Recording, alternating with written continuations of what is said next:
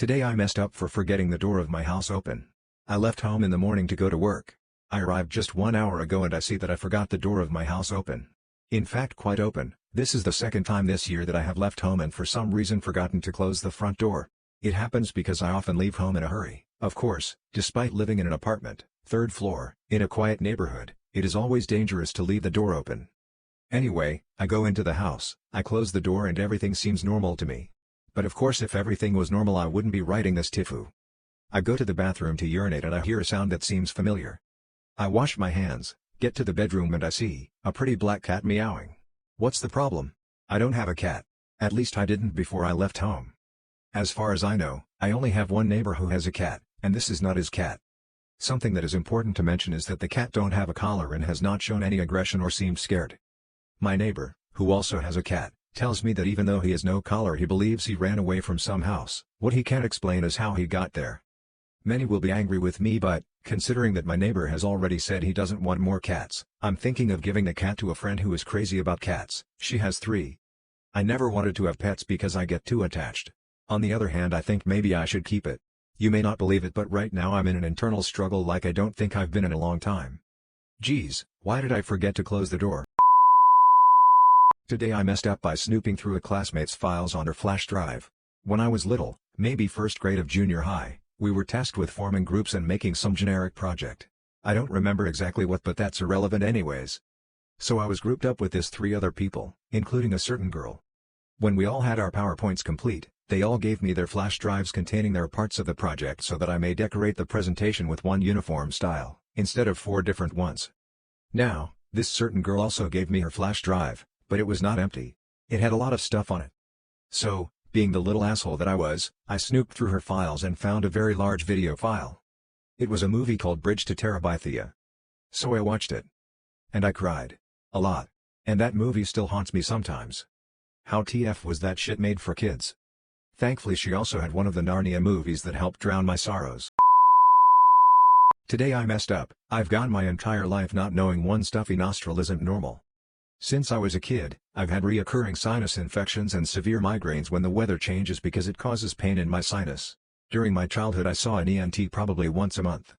I've learned how to deal with this on my own, keeping Sudafed on hand, taking preventive medication before storms, and always keeping an eye on my sinus when they hurt to get antibiotics before the infections get too bad. On any typical day I'll have low-key sinus pain or a sinus headache but it's mostly under control. This has actually shaped my life. I choose to move to California and a big part of this decision was because the weather is much more stable than my home in Oregon, thus I've been mostly migraine-free with only an occasional flare-up. A few weeks ago I went on a road trip with my bestie. After our first night, they told me I need to get checked for sleep apnea because I was snoring super loud. I casually mentioned I don't have that, I have a nostril that's always stuffy and can't hardly breath out of it. They looked at me like I was crazy and told me to book an appointment with an ENT. I didn't think much of it, except I was snoring a lot more and always have to wake up for water in the middle of the night because I'm mouth breathing. I decided to use a nose spray for a few weeks to see if I could get it to resolve. It did not resolve. I then started to Google one stuffy nostril because I really didn't want to go book a bunch of appointments. This search led me to deviated spectrum, and as I was reading the symptoms it can cause it totally fit, but I had only broke my nose once as a child and it slowly dawned on me, after it was broken, I started to get the headaches and sinus issues. I thought the answer couldn't be so simple, and surely a doctor must have noticed, so I looked up more and came across an image. My nose looks classically like the image in the photo. I then sent it to my 2 closest friends who said, "Holy shit, I thought your nose just wasn't symmetrical." I'm booking a doctor's appointment tomorrow morning. If confirmed I'll book the soonest possible surgery to get it corrected. I am so excited and would have never looked this up if my friend didn't bring up my snoring and how it's not normal to not be able to breathe out of a nostril, and it never even occurred to me to mention this to my doctors. Today I messed up at the train station. This happened many years ago. I was 18 at the time and on holiday in England. I had gone clubbing and ended up going back to this guy's place.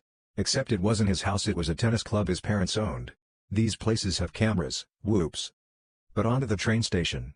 And something that has to be said about me, I have Tourette's syndrome and also some stomach issues, maybe IBS, and after a heavy night of drinking along with some risky no tennis playing at the tennis club, my stomach was at me and my Tourette's was extra Tourette-y. I was winking extra hard and pulling the ugliest faces. As I waited to board the train, we waited on the platform along with a group of young men next to us and a few men in suits. I was dressed in the overly tight red dress and platform heels. My stomach started to hurt and boy did I let it rip. The loudest fart I have ever done just exploded out of me. It seemed to bounce off the wall and everyone on the platform turned to look at me. The guy I was with looked at me with the most confused and disgusted face I ever seen. My eyes watered and I said nothing except shouted out "wanker, thanks Tourette's," and then jumped on the arriving train. Today I messed up by going to a naughty shop. My wife and I live about 30 minutes outside of a fairly large city. Today, we wanted to have a nice day out in that city, mostly by eating out and visiting a museum and a bookstore we love, but we had some fun exploring that area of town too. There was a naughty shop in the area that the bookstore and museum are in, and my wife and I thought it would be fun to go in and buy something.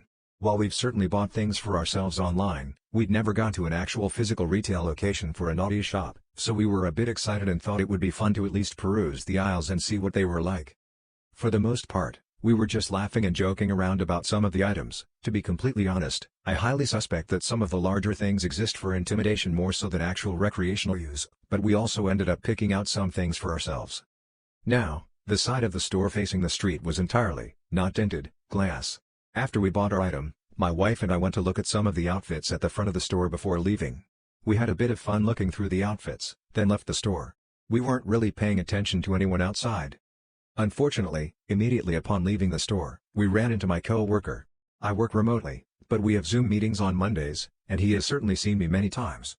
He looked at the shop, then looked at me, said "Bet you'll be in a good mood tomorrow," then continued walking.